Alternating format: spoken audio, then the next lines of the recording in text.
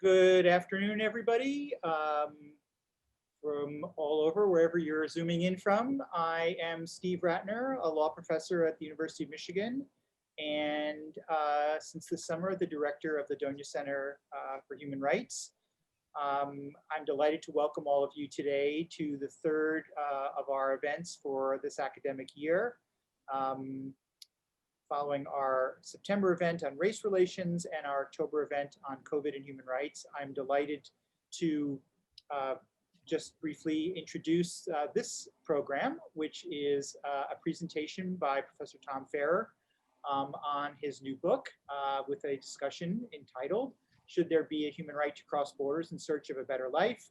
A discussion that will include Tom as well as Professor Ann Lin of the Ford School. I'm just going to briefly introduce Ann, and then Ann will introduce Tom, and Tom will then speak. We look forward to a very productive discussion. There's an opportunity for you all to ask questions through the Q&A link or the Q&A bar, and we'll tell a little bit more about that. In the meantime, let me just say that Ann is Associate Professor of Public Policy at Michigan's Gerald Ford School. She is focusing on the development of public policy, policy implementation, gender and politics, and fortunately for us for today, immigration.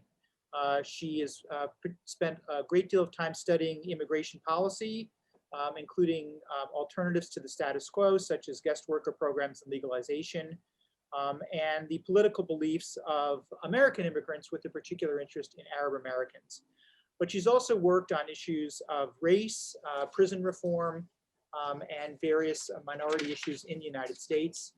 Among her published works are Citizenship in Crisis, Arab Detroit since after 9/11, The Crisis of Poverty, and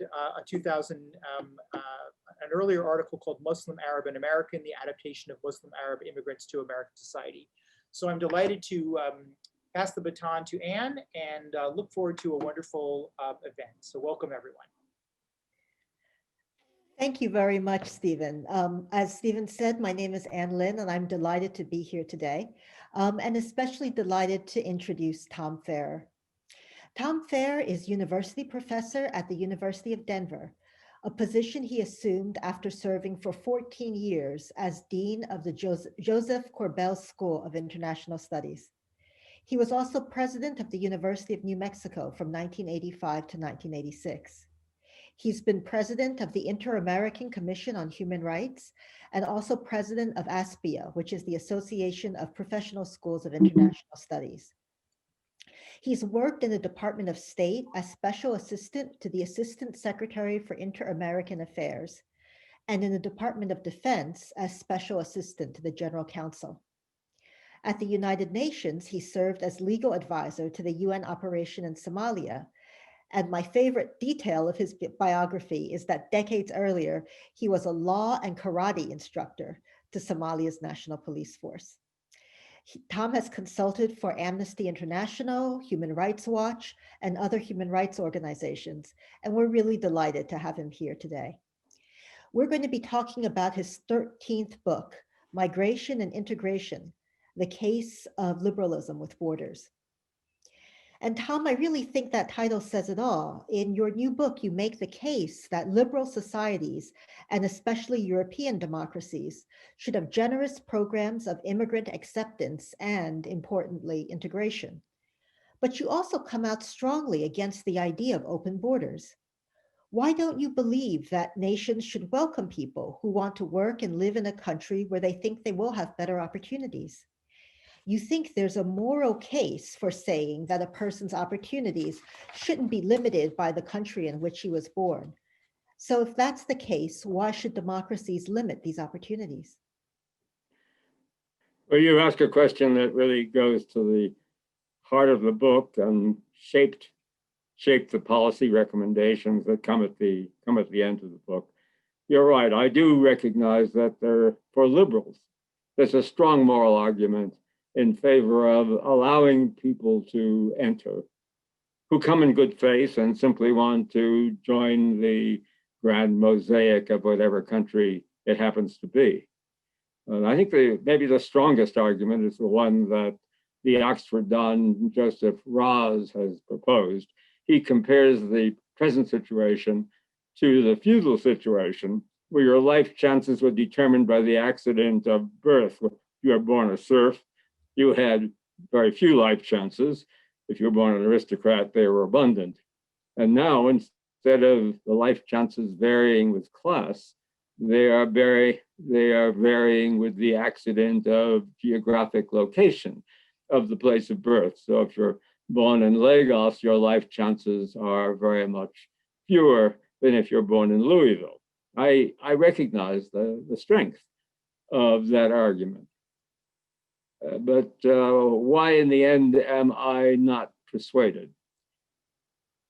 I have an instrumental argument, which ultimately is a moral argument, and a straightforward moral argument. The instrumental argument is that the alt-right in Europe, Western Europe, and the United States have weaponized the issue of migration, successfully weaponized it. So it's like a knife at which they are cutting the sinews between socially liberal political parties and the electorate. And I therefore want socially liberal politicians and parties to take possession of the migration issue. And I don't think they can take possession of it successfully if they support open borders or anything approximating open borders, or consciously porous borders where theoretically there are restraints, but as a practical matter, they're not strongly enforced. But so that's an instrumental argument, but it's in support of a moral argument that if the alt-right comes to power, then human rights in Western countries will not survive. So the instrumental argument serves a moral purpose. The other argument, which is a straightforward moral argument, is that the right to participate in a democratic government, to be a member of a democratic electorate, requires, I think, restraints on entry. And here's why.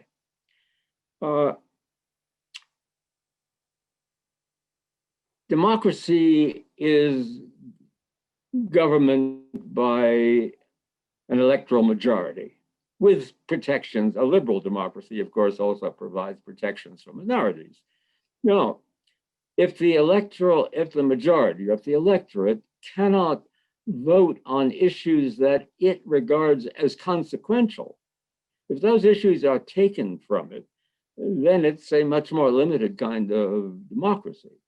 And at the present historical moment, the issue of migration, how many people can enter, on what conditions, that's one of the salient electoral issues. So if we decided that this issue wasn't on the electoral agenda, we are very much narrowing the choices of the electorate. And that seems to me to cut against the right which is instantiated in Article 25 of the International Covenant on Civil and Political Rights.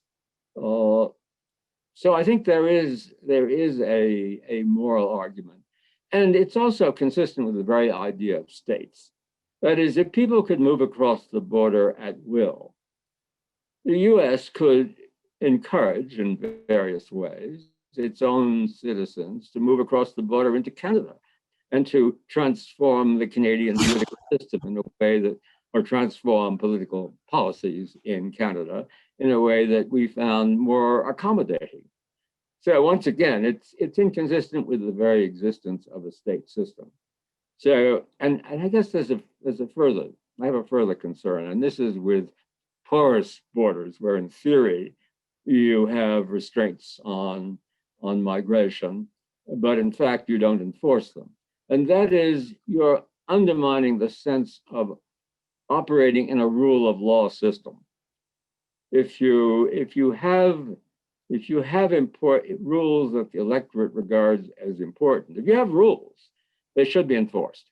And if they're not enforced, it undermines the sense of people in the society that they are living in a rule of law system. This is not desirable for the survival of a healthy democracy. So that's basically why I come out against open borders. Thank you very much, Tom. Let me just say here that we really encourage interaction by the members of the audience. You have a Q&A button at the end of your at the bottom of your screen. Please put questions into that Q&A button. And then when you submit your questions, please also tell us your name and your affiliation. So if you're an undergraduate student or a grad student at the University of Michigan, you're someone in the community, etc. Your affiliation will help us give our speakers some context when we're answering your question. So to come back to your response, Tom, I think one of the most interesting parts of the book is where you equate right-wing traditionalist groups that are native to liberal democracies, native in particular to European countries. But you say that these are very similar to religiously fundamentalist immigrant groups, most often from Muslim sects. And I think one of the very interesting things that you do here is you equate them in saying these two groups that are very much opposed to each other, you think are part of a similar phenomenon. So both, you argue, threaten the liberal democratic regime, and to combat them, you think that liberal societies need immigration, but also education, national service, and criminal justice policies that are, quote unquote, intolerant of intolerance. So tell us why this idea is at the heart of your beliefs about migration and integration.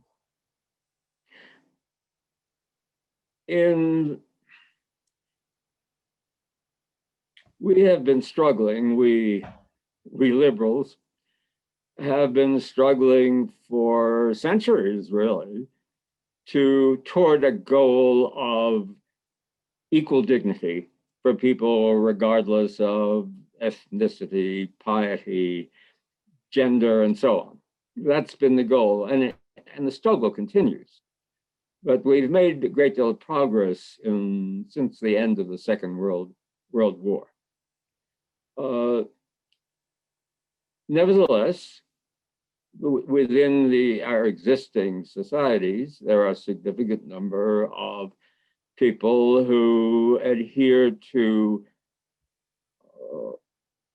patriarchal views of the family, to basically a preference for the de facto subordination of women, or for reducing the life chances of women, are hostile in varying degrees to gay people, opposed to gay marriage, opposed to gay adoption, and so on. The question I asked myself as I was thinking about the Dutch, I'm thinking particularly of the Dutch policy of asking potential migrants what their views are about the kind of tolerance that actually operates in Dutch society. Are they comfortable living in a more tolerant society? And I felt that was justifiable and indeed desirable in countries where the electorate was socially liberal to begin with, at this historical moment. And I thought that was an irony here, that very conservative members of the electorate tend to be hostile to immigration. And yet a considerable number of the immigrants were coming from countries and societies with social views very similar in many respects to those of the conservative elements. For example, when the French National Assembly was considering the question of gay marriage, there were protesters in front of the assembly, and they consisted of two groups, traditionalist Catholics and traditionalist Muslims. I don't know if they interacted, but it did symbolize my concerns. So I felt that the Dutch position, I think a number of other European countries have also adopted this position, that we will, one of the ways in which we will distribute points to persons who aspire to migrate is whether they are comfortable with our liberal social traditions. I think that is justifiable. I think of liberalism as a faith. It's not simply a recipe for tolerance. Yes, it is tolerant, but it's not, if it's a faith, then it should not be tolerant of intolerance. So that was basically my position, and it's a position that I'm comfortable with. So let me bring in a question from Matthew Newbacher, who is an LSNA undergraduate. And he says that he appreciates the point that people have the democratic right to decide on what kind of immigration policy they prefer, and that democracy remains credible while such policies are enforced. But this seems to him more like the stance that nations have the right to choose to not have open borders, rather than a stance against open borders themselves. And so he asks you, could a democratic rule of law society choose to open its borders, choose to have open borders? Yes, absolutely, if that's the electoral choice. And I think that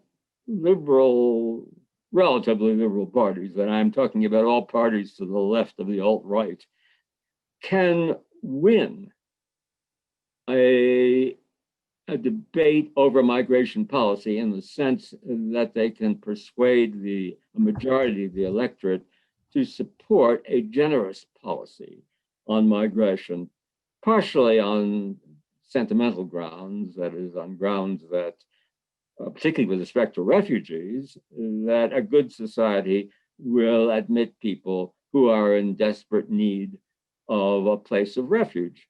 But there are also strong instrumental reasons, also, let's say, self-interested reasons for having a generous migration policy. You can start off by pointing to Japan, which has had a peculiarly ungenerous migration policy.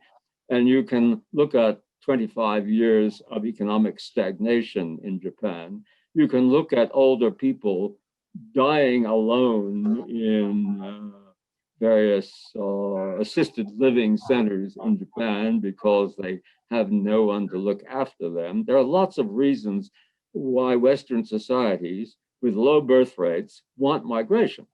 We also, and why not want to attract talented and energetic people of all kinds from all over the world to come to your country. So I think liberal parties can make that argument effective and can win that argument if they make it openly and at the same time assure effective control of, or say, show that they're committed to effective control of the borders. That's my electoral judgment or my political judgment. So this actually corresponds really well with another question we have from Ariana Peruzzi, who is a graduate student in the Department of Philosophy. And so she asks, well, how about, haven't borders in the US and Europe historically been porous and unenforceable in many respects? Would you say that the failure to enforce borders in the past in the US and in many regions today undermines the rule of law? If you say that, do you also believe that it's only now with the militarization of borders that we can really uphold the rule of law? That's a very good question. And as you recall, since you were kind enough to read my book, another argument for open borders was that controlling the borders involves some degree of force.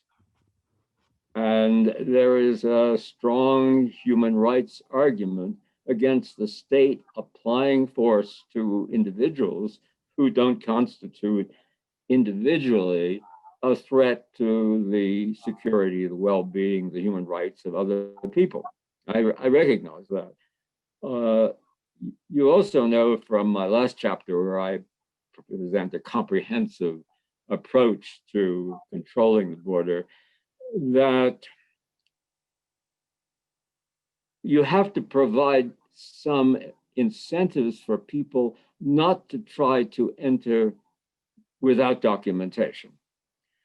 And that's why I propose a combination of a lottery and a point system, so that people in other countries, the lottery gives people the hope that they can win the lottery and acquire enough points by learning the language of the country they would like to enter, by finding mentors through the internet or through the diaspora of persons in the country they want to enter, all of which would add to their points, that you give them hope that they could enter by winning the lottery and accumulating enough points. And then they could just hop in a plane, fly in, and they would not have to go to the travail of crossing the Sahara and trying to pass through Libya and cross the Mediterranean and so on. So you would need an incentive system. I also think you would probably have to introduce an identity card system, so you knew who was in the country at any given time. There are a number of things you would have to do to strengthen the borders. Now, one reason that we've had porous borders, I think, certainly in the United States, is that you had a coalition, an unlikely coalition in a way, which supported and has supported porous borders. On the one hand, you've had liberals who support porous borders on sentimental or ideological grounds. They're sympathetic to people who want to come into the country in good faith to improve their life chances. But they have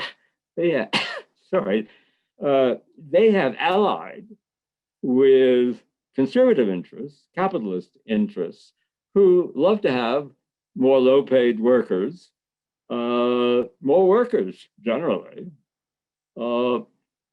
And then a third element in this coalition have been members of the diaspora, that is, people who have come into the country over the last 50, 60, 70 years and still feel some ties to the old country, or at least to extended family members and friends in the old country. So it's that coalition which has quietly supported porous borders.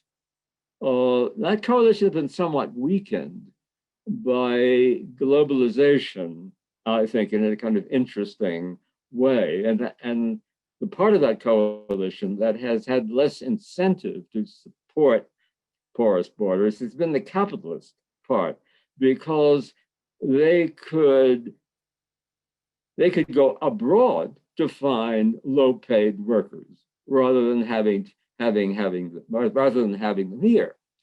So the incentive to support open borders or porous borders is somewhat declined. But it is interesting that, let us say, the Koch brothers and other libertarians among the right wing in America are supporters of open borders, or at least of very generous migration policies. So the coalition still exists, but it's not perhaps quite as strong. Moreover, not all members of the diaspora are sympathetic to porous borders, which is another interesting phenomenon.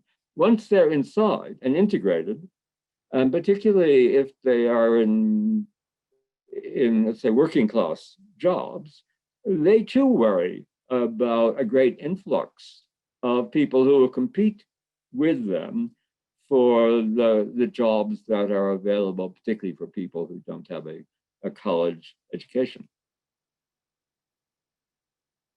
I hope that answers the question.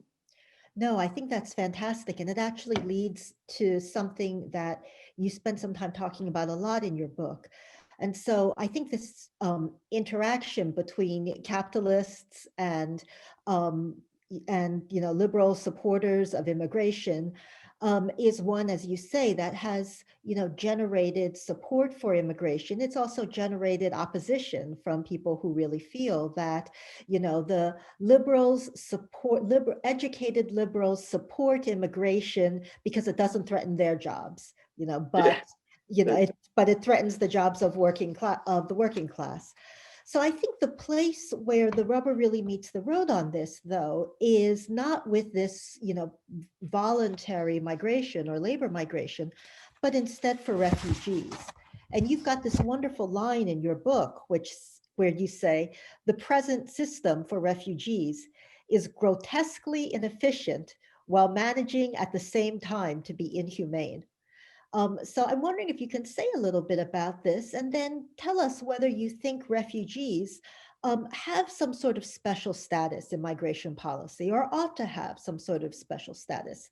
And let me also just say here for the audience, I'm sure most of you know this, but when we talk about refugees, we're really talking about those defined by international law as people who are persecuted by reason of their race, their religion, their ethnicity, their political belief, or their membership in a special social group. And the reason I think it's important to make that distinction is just that there are many people now who we generally talk about as refugees, people who are escaping their homelands, although often they are escaping their homelands not because of specific persecution directed at them, but rather as they're escaping conditions like natural disasters or war, or not something horrible, but not something that targets the individual like that.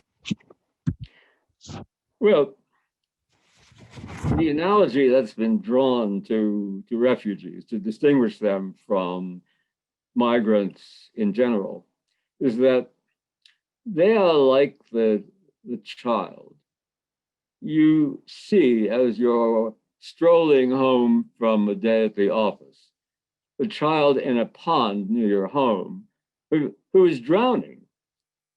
And well, you're not going to let the person drown, so you rip off your coat, and assuming no one else is around who's a better swimmer than you, or no one else is around, you're going to go and save the child. Even whatever your political views, you'd have to be a monster to let the child drown. So you pull the child out, and then the child needs your coat because they're shivering. And maybe you even have an obligation to bring them home and give them a meal because they're terribly hungry. Do you then have an obligation to keep them at home indefinitely and until you can find their parents? And then it turns out perhaps that they're orphans.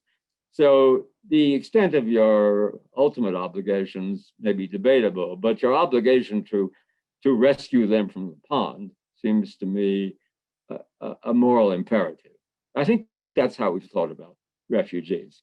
Now, you make the excellent point that for a variety of reasons, the moral of the analogy, let us say, applies not only to people who are being persecuted by their governments, but also people like Syrians who are fleeing civil war with indiscriminate violence. It could arguably apply to a woman who's trying to escape from a psychotic, abusive husband, or many people in Central America in particular, who are trying to escape from gangs who threaten their children or them directly. And increasingly, there are the people who are being displaced by climate change. You see this certainly in Africa. Fishermen fishermen who no longer can make a living because the warming of the ocean has moved fish further away from shore, and they can't even reach them in the fragile boats that they've used traditionally to fish near shore. And this displacement is only going to increase. If I could just revert to an earlier point, and this is the question of the place of migration in politics in the West. In the last few months, it hasn't seemed so salient, at least in the US electoral campaign. It was quite salient in the 2016 campaign, but inevitably, I think it's going to become more salient in the years ahead, not only because of climate change, but because of the sheer demographic dynamic which one can see out there. If we look at the Middle East and North Africa, for example, back in 1950, there were only about a little over 90 million people living in that space. And now there are 380 million people living in that space. And the projection for 2050, which is only 30 years from now, is 680 million people. But what about the jobs? There are probably no more than maybe 10% of the people entering the labor force each year who have any job prospects, at least in the formal sector. And the informal sector can only absorb so many people. In Africa, the demographic dynamic is even greater. So Nigeria has about 200 million people now. And in 2050, it will have 500 million people. Where are all these people going to go? So the pressure on the borders of rich countries it seems to me, is bound to grow. And therefore, the issue of migration and integration, those twinned issues, they are going to become, again, very salient, and perhaps more salient even in the future than they have been in the past. So I still feel that refugees should have special status, but the moral claims of people who fit the traditional refugee criteria are becoming hard to distinguish from the moral claims of many other people who don't fit the classic definition. And that's why some immigration judges have tried to loosen or to broaden or to interpret broadly the criteria, basically to loosen the criteria.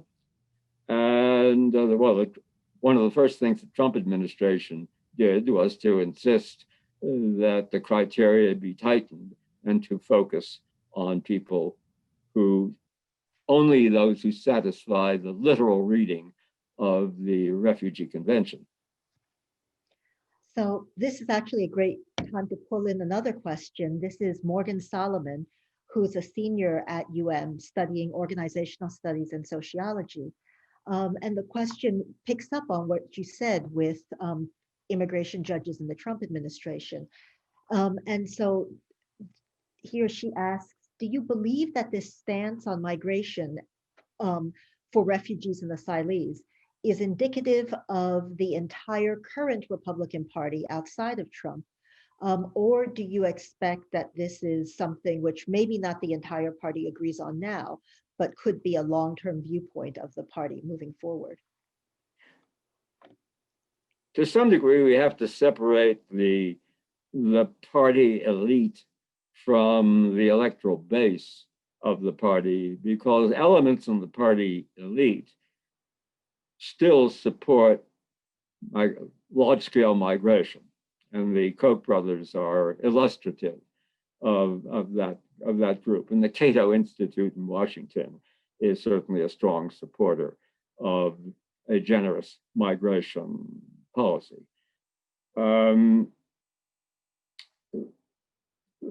Would you rephrase the question so I can answer it as sharply as possible. Well, let me, what you've done is opened for me, I think, an opportunity to say what I think we should be doing with respect to people who at least claim to satisfy the criteria for refugee status. You quoted from my book, that sentence, I'm glad you liked it, where I said we have a very inefficient system and it manages to be very inhumane at the same time. What I propose, as you know, is that we create migration assessment centers outside our borders, because deportation is difficult and painful and expensive as well. So what we have now are wretched, if we have anything, we have wretched migration camps there, and the conditions there are so bad. I'm thinking now particularly of camps in Lebanon and Jordan, Turkey, so that many people prefer to find some place in the city rather than to live in the camps, even though it denies them some of the benefits, the modest benefits that they would have if they were in the camps. So what I was proposing is that we try to turn these camps into communities and to support them by trying to incorporate them into the corporate supply chains. So if we take the US case, I would envision opening refugee assessment camps in southern Mexico. And so people coming out of Central America would go into these camps, and we would try to make them into, as I say, communities where there were schools where if they didn't speak fluent English, they could learn English, and there were sporting facilities, and there would be adequate shelter. But how would we finance that? Well, of course, financing refugee camps in poor countries, relatively low-wage countries, is a lot less expensive than, let's say, what the Scandinavians do, is to finance refugee centers in Norway or Sweden. They're very expensive. So it's much better to, and if we were financing them in Jordan and in Turkey and in Lebanon, we would save a lot of money if the alternative were to actually have them here in the United States or in Western European countries. So the idea is, as I say, that you would establish communities, not just shabby camps, and that one way of financing them was to provide incentives to West European and American companies to work to incorporate these camps into the supply chains, moving supply chains closer to home, at least in the case that I'm discussing now, the Mexican case. And the other thing I propose, as you know, is a national service program, so that one of the options for national service for young people would be to work in these camps as teachers, as language teachers, as sports instructors, and they would do so for minimum salaries.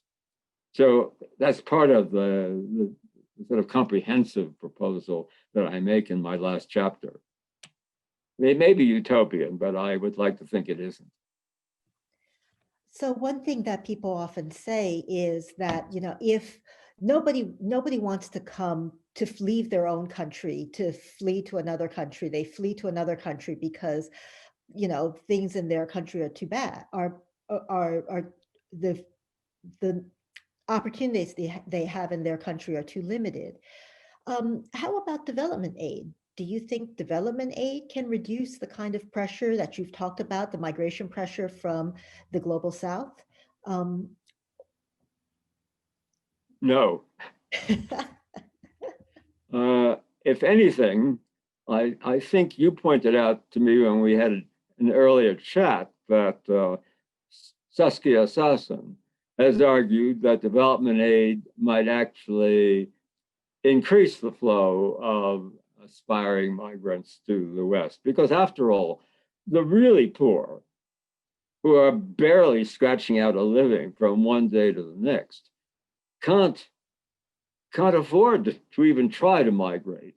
They can barely afford to live from one day to another.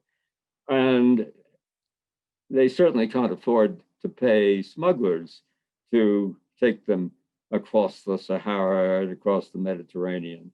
So it's people or with a little money or families that can scrape enough money to send a member of the family on the great trek to Europe or to North America or New Zealand or Australia.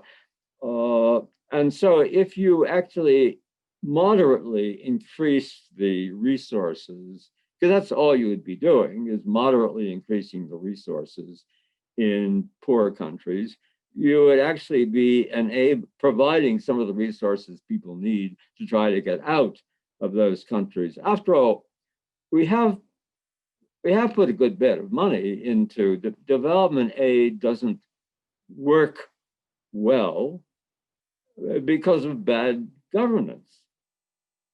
The Japanese experience demonstrates that if you have good governance and a reasonably competent state, all you need are human resources. Human resources plus good governance, or good governance helps to produce human resources, and you can succeed financially equally. And if you don't have good governance, if you have high levels of corruption, if you have a system where merit doesn't count very much, what counts are clan relationships, extended family relationships, tribal relationships, and so on, you're not going to develop very, very well. And that has been the problem, particularly in Africa. Now, it may very well be the result of the impact of colonial powers on Africa, including slavery and other iniquitous acts which were committed by the West, particularly in Africa, with calamitous consequences for the African peoples. But whatever the reason, the fact is that you have bad governance in most of the states that have not, unlike some of the East Asian states, succeeded in developing. So we don't really have a formula good for rapid movement of poor countries into middle class. So I'm going to turn to a couple of questions about policy. We're getting a bunch of these in the Q&A. Lita Ray, who is a BA alumnus from the University of Michigan in psychology, asks, what do you think of sanctuary cities? A conservative friend of mine thinks they create loopholes for people to get away from crimes. Well, I'm torn. I'm ambivalent, as I think you know. On the one hand, I'm, by virtue of being a liberal, I'm sympathetic to people in need, people who live in a condition of fear. On the other hand, maybe because I am trained as a lawyer, but I think also because I think that a successful democratic society is, among other things, the rule of law society, I'm concerned with the idea of sanctuary cities. I think what we need to do is to provide a route to citizenship, a permanent settlement, for the 11 million or so people who entered the country over the past 30, 40 years when we had sort of consciously porous borders, and who have integrated themselves into the American community. That's a backlog of people. And I think I think we can do it in terms which are electorally sellable. And a number of Republicans thought that too for a while, but then gave up on that, like Rubio in Florida. They sold out their souls, such as they are. But that's one thing we need to do. But then if we did that at the same time as we really toughened our borders, then you could say that Trump has succeeded in toughening the borders. If you did the two things simultaneously, I think you would have electoral support for a one-time effort to legitimate the large numbers of people in the country who entered undocumented and brought them out of the shadows. I think that has to be part of a comprehensive and decent and sensible policy. So what you're saying reminds me a bit about something President Obama said when he was talking about trying to get to a comprehensive immigration reform.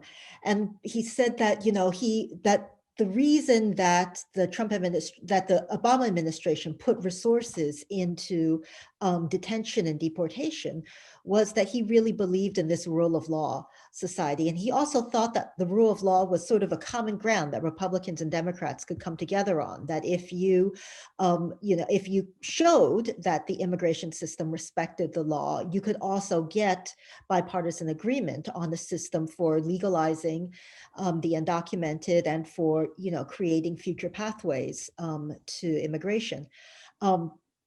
But I also think that, if you look at President Obama, that emphasis on detention really has cost him, that the Latino community in particular really feels like he was the commander-in-chief of deportation. Deportation rates rose so greatly during his 2 terms.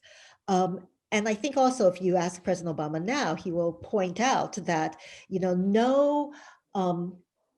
no exhibit of law abidingness was enough. So if you said you wanted Border Patrol and you gave them Border Patrol, then they would want, a moat. And if you gave them a moat, they would want alligators in the moat. So how much is this sort of this focus on the rule of law really a smokescreen, do you think, for immigration restrictionism? Well, for Obama, of course, Obama was sincere, and he did feel, initially at least, that this was a way of bringing Republicans in to support a comprehensive migration policy. He was wrong, but it was a reasonable mistake.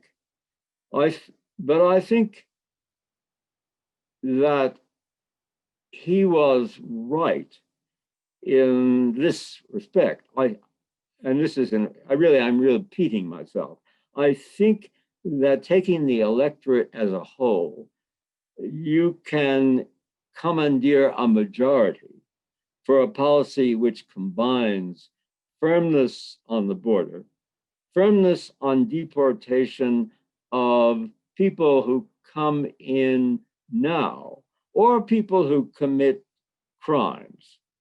You can see I'm hesitating for a moment, and here's why I'm hesitating. It's because of my peculiar concerns about Central America. I think that rich states have particular obligations, depending upon the state, to particular parts of the world where the degree of misgovernment, the degree of poverty, the degree of desperation is at least in part a function of the previous actions of that state. And I think that the dysfunction of governance and society in Central America, particularly in the Northern Triangle of Central America, is certainly in part the result of long-term US intervention in the social political development of Honduras, Guatemala, El Salvador, and Nicaragua as well. And so I think we have special obligations to the people of Central America, just as the Belgians have even greater obligations to the people from the laughingly called Democratic Republic of the Congo. Now, whether you can sell that electorally, I don't know, but it's certainly, from a moral perspective, it is a salient point. But coming back to Obama and deportation, I think Obama was right that demonstrating that you are prepared to enforce whatever migration policies you are able to sell to the electorate is part of successfully and continuously selling a generous migration policy to the electorate. That's my political calculation. So we have two questions about your refugee camp model from Ambassador Susan Page, who's a professor here at my school, Public Policy, and also in the law school, but also the same question from Matthew Newbacher, who's an undergraduate. And so I'll read the way Matthew phrased it. What if refugee assessment camps become underfinanced? Or what if they trap and try to exploit the refugees' labor without providing a path forward for nationalization or immigration? And Ambassador Page adds, how would you prevent these camps from becoming like the prison industrial complex, where money making is a huge incentive for the people who are providing the work? There are no guarantees, but you have to start off with a paradigm, with an ideal, with a set of policies which you then seek to enforce. Now, if the camps were, if you had a national service program so that idealistic younger people and the people who chose to work, let's say it was a national service program where you had a variety of options, and one of the options was to work in these camps. If you had these idealistic younger people in the camps, they would be reporting pretty quickly on the deterioration of conditions there. Moreover, if the camps are a central part of a platform for dealing with the whole issue of migration, it's more, and if you'd have to develop a political consensus to move in this direction. And once you had that consensus, then almost by definition, you would be able to appropriate the funds. You would be, I think you would be able to reduce the expenditure on border patrol, let us say, that we presently have, and on rounding up. If you're successful in deterring people from coming in or trying to enter illegally, then there's money to be saved on that score. But yes, this would involve a certain appropriation. But I was trying to develop ideas which would help in financing real communities. And national service, it seems to me, is probably an important element of that. But so is including them in supply chains. Now, it's true that they may be low-wage supply chains, but someone escaping the gangs in Honduras is still better in a low-wage factory or assembly plant in my hypothesized refugee assessment center than being back in Honduras under the threat of death by these gangs. So in a way, we allow that for people who come into the country. We allow, in this country, one reason we are more successful than Europe in economically integrating, and I think socially integrating migrants, whether they come as refugees or not, is because we have very flexible labor markets, and that's a plus and a minus. We basically, you could say, we allow people to price themselves down to the point where they're employable. At a certain price, everyone's employable. Well, in a country like Sweden, which has had more difficulty in economic integration of migrants, almost all of whom have come in as refugee claimants, asylum claimants, is that the trade union movement is very strong in Sweden, and wages are set centrally. And there's a great resistance to allowing people to enter the labor market at low wages. It undermines the concordat between capital and labor. But we don't have a concordat between capital and labor. We say, you sell yourself, you need to work and price yourself to the point where you make yourself employable. That makes it much easier to integrate migrants. We're not talking about a perfect world. We're talking about a very imperfect world. And people in the policy field, you're in the policy field yourself, know that we try to devise the best policies possible in a very imperfect world where the degree of generosity among most people is modest. So I've got a really interesting question here from DeAnthony Foster, and he wants to push you on your drowning child analogy for refugees. What he says is, children, refugees of war and gang violence could be drowning children, but another way to think about it is that they're children living in an abusive household. And if we take that analogy, then our laws, our democratic laws in the US, for instance, would not allow you to sort of put your hand in and save that. If that child ran away from her abusive home, right, and you brought them into your house, you would not be allowed to keep that child, right? The state would step in and say, maybe the abuse shouldn't happen, but you shouldn't be going around just plucking children off the street. Yes. If we use that as an analogy, how would that apply to the refugee situation? What's the policing entity, in other words, that determines, yes, this child should be removed from their home, and or yes, this child can be placed with you? Well, that's a very interesting question, very interesting analogy. I guess my answer is the child is actually an adult. And adults can leave abusive homes. And even the child can leave an abusive home if you have decent social services who discover that the child, maybe because the teacher tells them the child comes to school looking beaten up every day.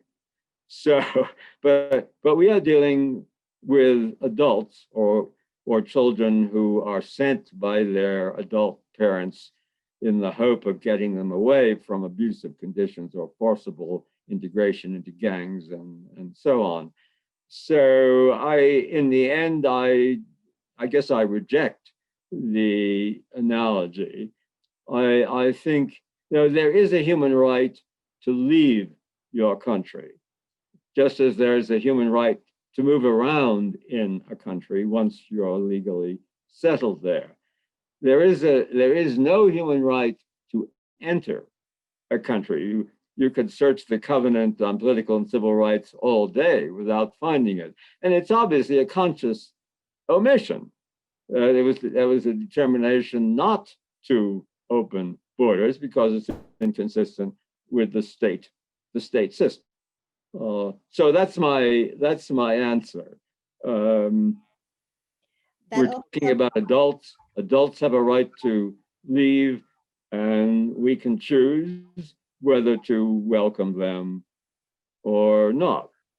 I'm inclined to welcome as many as we can, but I really don't know how we're going to deal with the enormous number of prospective migrants. And when I look at the demographic numbers, I see this pressure on the borders.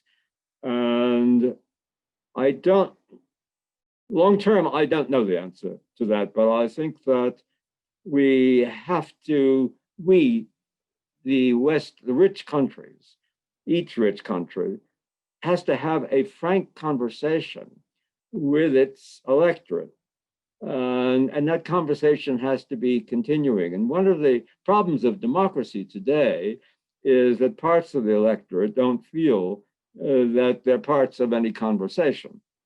And that's another reason for liberals to insist upon not having a sort of clandestine policy of allowing people to enter the country, because we are legitimately sympathetic, we're reasonably sympathetic to their condition. I think we have to try to sell generosity to the electorate, which includes, of course, now in all countries in the West, large numbers of people who come from these countries. They're part of the electorate now. So we're now appealing to a quite diverse electorate. And as I say, we appeal both on humane grounds and on instrumental grounds, and see if we can make the argument.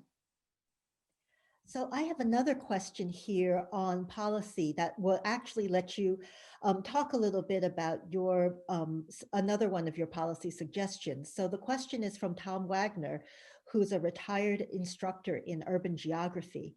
And he says, given many immigrants today don't physically cross borders, what they fly to a city or they sail to a city or go between urban centers. And of course, you know, this is something that we have seen in the United States, where the imagery is all about people crossing the southern border, but visa overstays, people who come legally and then remain past the term of their visas, is really becoming an important way that people become undocumented in the U.S.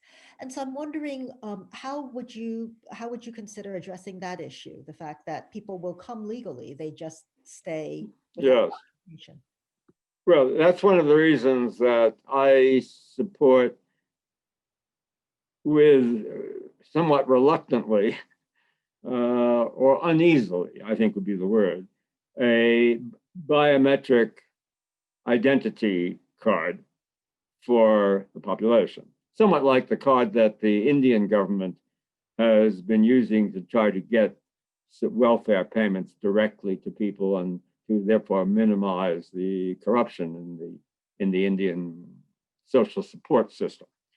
I say reluctantly because any identity card system, and in my proposal, the identity card would be necessary to obtain any good or service, even if the good or service was offered free of charge. Then you would have serious penalties, financial ones. I don't want to put more people in prison, but financial penalties for giving a good or a service without someone showing their identity card. Or ultimately, it would be you'd show on your phone that you had an identity, you had documentation. I think that you are quite right, that a very important part of the undocumented really consists of people who came with documentation. They came on short-term visas and stayed. So that is part of any comprehensive plan, I think, an identification card system. Whether you could ever get that accepted here, where we're strongly individualistic and more suspicious of the state than in most European countries. By the way, the British have also resisted an identity card system. But rationally, it is a necessary part of running an orderly migration system. If you had that, then you'd know where people are, and then I think you could deal with the problem of people overstaying. And as you know, I propose that where a person overstays because of a change in their country, well, let's say it's a woman from Afghanistan who's been studying at my university, good choice for her, and suddenly the Taliban come to power. And so she doesn't want to go home. She should then apply to remain. That's what we'd be asking. And I myself would be inclined to allow her to remain under those circumstances. So we would allow people to move, to make asylum claims, but we want them to make the claims once they're in the country legally and then have run out of time. That's how I would handle a problem. So we have a question here from Mariana Olaizola.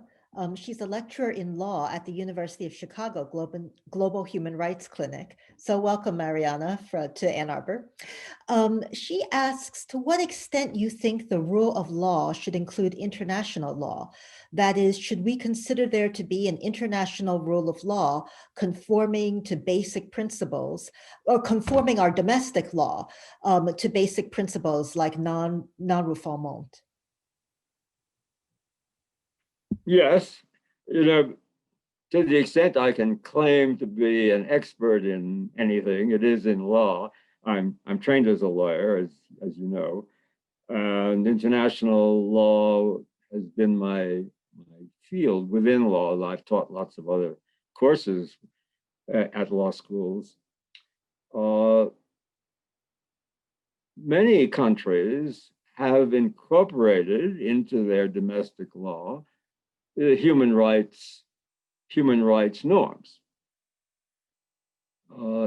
Even the United States has incorporated a significant number of human rights norms. For example, the Convention Against Torture, to which we are a party, has been incorporated into U.S. law, not directly, but through legislation.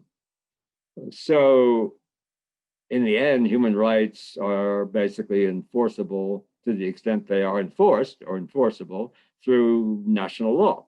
And indeed, I'm always telling my students, and these days my students are all non-lawyers, and when we talk about the role of international law, and usually they start off being skeptics, quiet skeptics, since they sometimes know that I'm trained as a lawyer, that what looks like a system without any enforcement, that isn't really, it's a decentralized system, but the enforcement occurs through national governments, or doesn't occur, but it does occur in many cases. There is a coincidence. And we have incorporated refugee law into our system.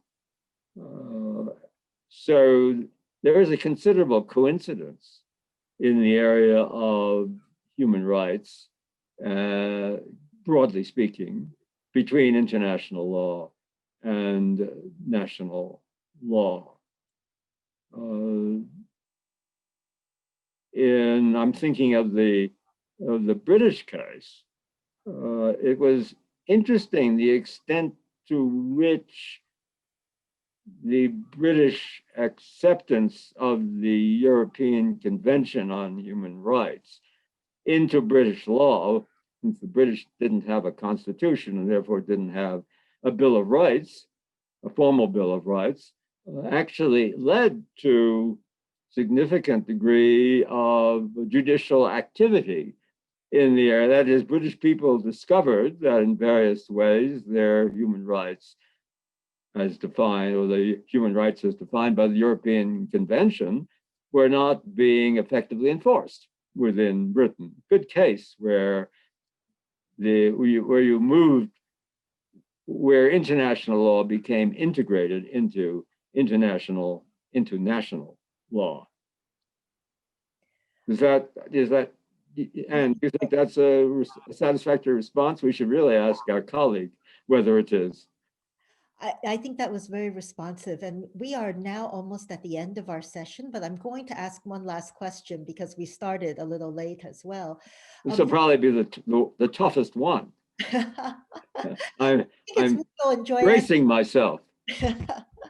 So this is from Rusty Hills, who's a lecturer at the Ford School. And Rusty asks, what country do you think does the best job of dealing with immigration and why? As you know, and in my book, I look in detail at the Scandinavian countries other than Finland, and at the UK and France. Those are some of the longest chapters in the book. In general, I like the Scandinavian approach, where the state enters into a contract with each immigrant. And all these immigrants enter as asylum claimants, and sets standards or sets goals for the migrant to meet in terms of improving their language skills, finding employment, and so on. And later on, it sets higher goals as they move from preliminary settlement to permanent settlement, and finally aspire or move towards citizenship.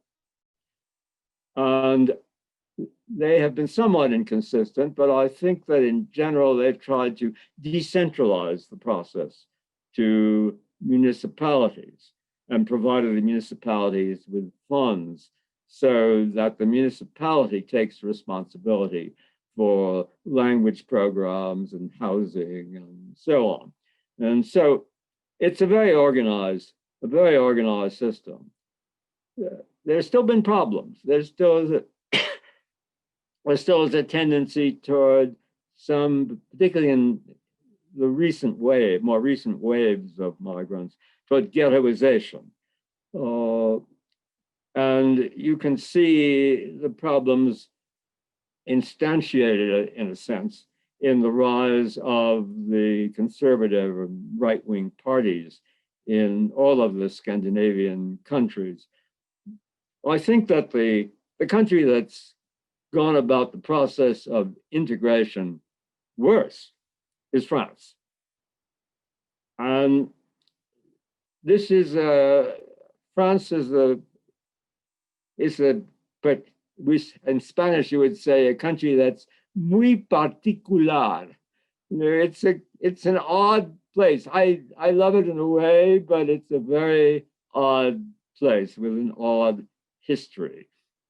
And when you think that French municipalities tried to make it a criminal act or an offense against the law to have Muslim women wearing burkinis, covering their entire body on the beach. In England, the only time you could be arrested is if you came out without anything on your body, you see. Now, the French ideal, liberty, equality, fraternity, with fraternity, intense social interaction, and a sense of being part of a community, being seen as a crucial element for achieving equality and liberty. In theory, it's very attractive. And the ideal of equal moral dignity, equal respect for everyone is, to me, as a liberal, a very attractive ideal. But in practice, in part because of the odd colonial history of France, a large part of the French migration has been from North Africa. And with North Africa, particularly Algeria. And then the French have failed to develop the right narrative. We haven't talked about the importance of narratives for every country, for every democracy, because every democracy has diversity of people. Even Scandinavian countries have now considerable diversity, and even the native population, there was more diversity than people would suppose, certainly diversity of class, diversity of education. So you need a unifying narrative. And France, part of the narrative, it seems to me, is Napoleon, the glory of Napoleon and Louis XIV, and various French colonial generals and administrators. How can an Algerian feel that they're part of a narrative which glorifies a butcher like Napoleon, or some colonial general who was butchering the great grandfather of this Algerian migrant? That simply is not a possible narrative which would incorporate the migrant. The only narrative, it seems to me, that rich Western countries can use to incorporate people from all over the world is a narrative of progress toward struggle, toward realizing the goal articulated, in our case, in the Declaration of Independence. Not in the Constitution, but in the Declaration of Independence. That's the narrative. That is, we are continuing the struggle toward genuine equality of opportunity and respect. And the French, the French are not, in an effort to make everyone French, so that there will, in order to achieve the ideal, they are subverting the ideal in practice. And I haven't even mentioned the difficulty that Muslims have had in getting local clearance to build mosques, for example. And people complain that they're praying on the sidewalks, where they're praying on the sidewalks because they can't build a big enough mosque, and so on. British have done much better.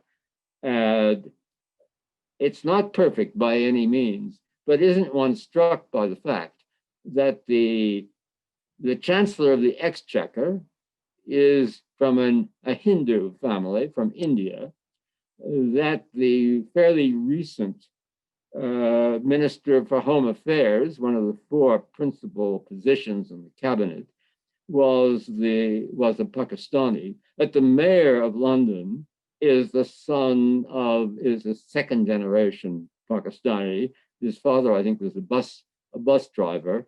And the occupant of the seat in northern England that used to be occupied by that racist Enoch Powell is the daughter, not the granddaughter or daughter, of a woman from the Caribbean, an Afro-Caribbean, who came in the first migratory wave after the Second World War. So there's a lot about Britain in terms of the integration of migrants. And if you just walk through London, and see people outside, well, this is before COVID-19, and see people outside a pub, it's not unusual to see Black and white and brown faces together, buddies, out there having a drink outside the pub. And I think that they're more successful in terms of integration of people of different skin pigments than we are. So there's a lot to be said about the Brits, whatever one thinks of Boris Johnson. I don't think very much of him. So I put France, people often juxtapose France and Britain, and I think with good reason. The French are great on culinary things, but they've made a lot of pretty serious mistakes when it comes to migration and integration. Well, let's sort of end with that great image of a lot of different people, different colors sitting at a pub. I hope we are all able to do that at some point very soon. This is Tom Farr. I really thank you. Again, Tom is a university professor at the University of Denver. The book, which is available through the UM library to those of you who are who are affiliated with UM, the book is Migration and Integration: The Case of Liberalism with Borders. Thank you so much for speaking with us today. Thank you, Anne. It's been a pleasure talking with you and with everyone else who asked questions, and I only hope I answered them more or less coherently. Thank you. Until the next time. Yes.